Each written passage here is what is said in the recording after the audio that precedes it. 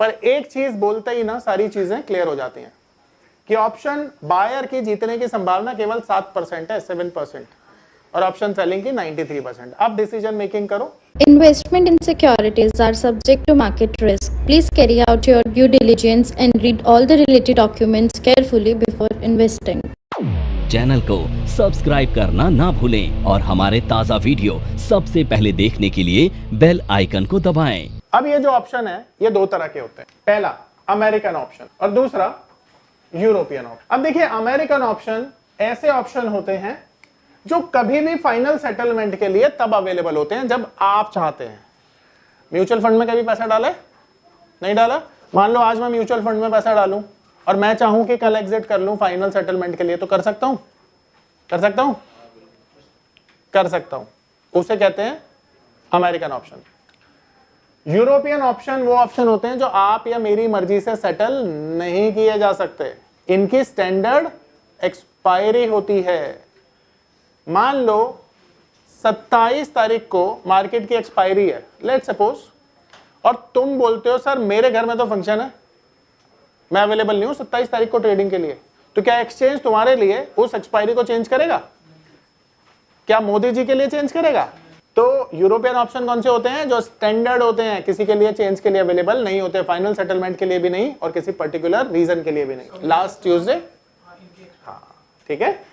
अब सवाल ये है कि हम जो ऑप्शन ट्रेड कर रहे हैं उसकी भी तो एक स्टैंडर्ड एक्सपायरी है, तो हम किसको फॉलो करते हैं? यूरोपियन ऑप्शन को फॉलो करते हैं। अब ये जो ऑप्शन है ये दो तरह के कॉन्ट्रैक्ट से मिलकर बनता है। पहला कॉन्ट्रैक्ट होता है कॉल ऑप्शन और दूसरा कॉन्ट्रैक्ट होता है पुट ऑप्शन। अब इसकी शॉर्ट फॉर्म क्या होती है? CE call European, PE put European. आप समझ रहे हो ये ई वर्ड कहां से आया है? यूरोपियन कॉन्ट्रैक्ट से आया है। ऑप्शंस के दो कॉन्ट्रैक्ट होते हैं, कॉल ऑप्शन और पुट ऑप्शन। तो कॉल ऑप्शन जो कॉन्ट्रैक्ट होता है ऑप्शन का, वो भी दो लोगों के बीच में ट्रेड हो रहा है, और वो दो लोग कौन है? अभी मैंने आपको बताया, शाबाश, बायर है और सेलर। और जो पुट ऑप्शन है वो भी दो लोगों के बीच में ट्रेड हो रहा है, बायर एंड सेलर। अब सवाल ये है, देखो सवाल बड़ा सिंपल सा है कि मार्केट में जब आप कोई भी ट्रेड लेते हो तो वो जो ट्रेड है क्या सोच के लेते हो कि मार्केट ऊपर जाएगी या नीचे जाएगी? भाई यही दो तो थॉट प्रोसेस होते हैं। सोचो कि अगर तुम्हारा व्यू बुलिश है तो तुम कहां पे ट्रेड ले रहे हो? By side. और अगर तुम्हारा व्यू बेरिश है तो तुम कहां पे ट्रेड ले रहे हो? सेल साइड, है ना? यहां पे बाय डाल देते, यहां पे सेल डाल देते हैं। पर देखो ऑप्शन का कॉन्ट्रैक्ट ना अलग तरीके से ट्रेड किया जाता है। ऑप्शन के कॉन्ट्रैक्ट में ना दोनों ही चीज बाय करके और दोनों ही चीज सेल करके ट्रेड की जा सकती है। अब इसे समझते हैं कैसे। देखो ऑप्शन में ये जो कॉल का कॉन्ट्रैक्ट है ना, अगर आप इसे बाय करते हैं यानी इसके अगर आप बायर हैं तो आपका व्यू क्या हो गया यहां पर? बुलिश। नमस्कार दोस्तों, क्या आप स्टॉक मार्केट में शुरुआत करने का सोच रहे हैं और क्या आपको यह समझ में नहीं आ रहा है कि आपकी शुरुआत कहां से होनी चाहिए? तो मैं आपको एक ऐसा कोर्स सजेस्ट करने जा रहा हूं जो आपकी लाइफ चेंज कर सकता है, और मैं बात कर रहा हूं NIFM का advance level of smart investor course की, जो आपकी लाइफ चेंज कर सकता है। जी हां, आपने सही सुना, NIFM आपके लिए लेके आया है एक ऐसा शानदार कोर्स जो आपको बताएगा कि किस तरह से आप स्टॉक मार्केट में सक्सेसफुली पैसा कमा सकते हैं। और ये कोर्स है advance level of smart investor. Advance level of smart investor course आपको हर छोटी से छोटी और बड़ी से बड़ी मार्केट की बारीकियों के बारे में जानकारी देता है, और ये सभी जानकारियां आपको इस मार्केट में पैसा कमाने में बहुत ज्यादा मददगार साबित होती हैं। तो इस कोर्स को करने के बाद आप मार्केट में सक्सेसफुल ट्रेडर और सक्सेसफुल इन्वेस्टर बन सकते हैं। और अगर आप कॉल के इस कॉन्ट्रैक्ट को सेल करते हैं तो आपका व्यू क्या हो गया? ठीक है। सेम वे अगर आप पुट के बायर हैं और पुट के कॉन्ट्रैक्ट को बाय करते हैं तो आपका व्यू क्या है? आप में से कोई चाय पिएगा? और अगर आपका व्यू बेरिश है और आप पुट को सेल करते हैं तो आपका व्यू क्या हो जाएगा? अब यहां पर आप एक चीज सोचिए कि अगर आप कॉल को बाय करो और पुट को सेल करो। तो आपका व्यू क्या बन गया? और अगर आप कॉल को सेल करो और पुट को बाय करो तो आपका व्यू क्या हो गया? बोले सॉरी, बेरिश। देखिए, ऑप्शन दो तरह के कॉन्ट्रैक्ट से मिलकर बनता है। पहला होता है कॉल ऑप्शन, दूसरा होता है पुट ऑप्शन। पर कोई भी कॉन्ट्रैक्ट बाय या सेल करने के लिए आपको दो लोगों की जरूरत होती है, यानी किसी भी कॉन्ट्रैक्ट को एग्जीक्यूट करने के लिए आपको बायर और सेलर की जरूरत होती है। बिना बायर सेलर के कोई भी कॉन्ट्रैक्ट एग्जीक्यूट नहीं किया जा सकता। इसीलिए अगर आप कॉल के कॉन्ट्रैक्ट को बाय करते हो तो आपका व्यू क्या होना चाहिए? बोले, यानी अगर आप कॉल को बाय करते हो तो आप कहां पे खेल रहे हो? मार्केट में, तेजी में, है ना? पर ये कॉन्ट्रैक्ट बायर किससे बाय कर रहा है? सेलर भी सेम व्यू के साथ थोड़ी काम करेगा, वो तो ऑपोजिट व्यू के साथ काम करेगा। तो अगर आप कॉल के ऑप्शन को सेल करते हो तो आप कहां पे खेल रहे हो? मंदी में, यानी बेरिश व्यू के साथ। इतना वो नहीं है टेंशन वाला काम, सिर्फ ऐसे कंसेप्ट समझिए। एक कॉन्ट्रैक्ट है, चलिए ऐसा समझिए, मेरे हाथ में ये पेन है।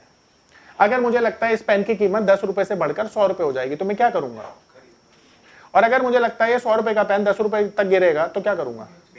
एग्जैक्टली सेम काम तो यहां पर भी हो रहा है। अगर आप व्यू बुलिश के साथ काम कर रहे हो, आपको लगता है मार्केट ऊपर जाएगी, तो आप कॉल के ऑप्शन को बाय कर लो। पर बाय करोगे किससे? सामने से, जब तक कोई सेलर नहीं होगा। तो अगर वो सेलर ऑपोजिट व्यू रखता है मार्केट में तो वो इस कॉन्ट्रैक्ट को सेल कर देगा और आप इससे ट्रेड कर रहे हो, ठीक है? तो अगर आप कॉल को बाय करते हो तो आपका व्यू बुलिश है, पर अगर आप कॉल के सेलर बन के काम करते हो तो आप बेरिश व्यू के साथ काम करते हो। सेम वे, अगर आपको लगता है मार्केट नीचे जाएगी तो आप क्या करोगे? आप पुट को बाय कर दो, पुट के बाय को मतलब पुट के कॉन्ट्रैक्ट को बाय कर लो। और अगर आपको लगता है कि मार्केट ऊपर जाएगी तो आप पुट को सेल कर सकते हो, ठीक है? Same way. अब यहां पर सवाल यह है कि मार्केट में दो तरह से काम हो रहा है ना।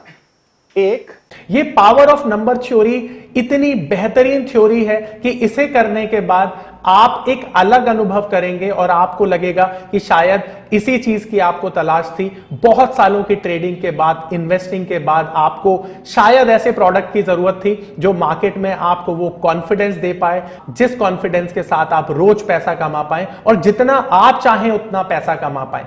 तो हमारी ये जो पावर ऑफ नंबर थ्योरी है, ये आपको आपकी सभी इच्छाओं को पूरा करने के लिए है। और आप देखेंगे कि इस थ्योरी को करने के बाद जो आपका कॉन्फिडेंस है, आपकी जो एक्यूरेसी है, आपकी जो क्षमताएं हैं मार्केट से पैसा कमाने की, वो बहुत ज्यादा बढ़ जाएंगी। और आप देखेंगे कि जो आपने आज से पहले अनुभव नहीं किया था अपनी ट्रेडिंग के दौरान या इन्वेस्टमेंट के दौरान, आप इतना बेहतर अनुभव करेंगे इस कोर्स को करने के बाद। एक ये जो ऑप्शन का बायर बन के काम किया जा रहा है और एक ऑप्शन का सेलर बन के काम किया जा रहा है। अब देखो, ये जो बायर है कॉल और पुट दोनों को ही बाय कर सकता है, और ये जो सेलर है कॉल और पुट दोनों को ही सेल कर सकता है। अगर आप बाय करना चाहते हो तो कर दो, अगर आपका व्यू बुलिश है तो इसको बाय कर लो, और अगर आपका व्यू बेरिश है तो इसको बाय कर लो। पर अगर आप सेलर बन के काम करना चाहते हो तो अगर आपका व्यू बेरिश है तो इसको सेल कर दो, और अगर आपका व्यू इसमें बुलिश है तो आप इसको सेल कर दो। भाई काम तो यहां भी दोनों हो रहे हैं।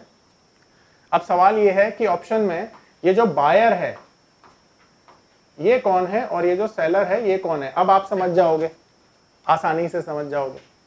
अगर मैं कॉल को या पुट को बाय करता हूं ना तो वो 100 रुपए देकर संभव है, यानी केवल प्रीमियम देकर मैं बायर बन सकता हूं।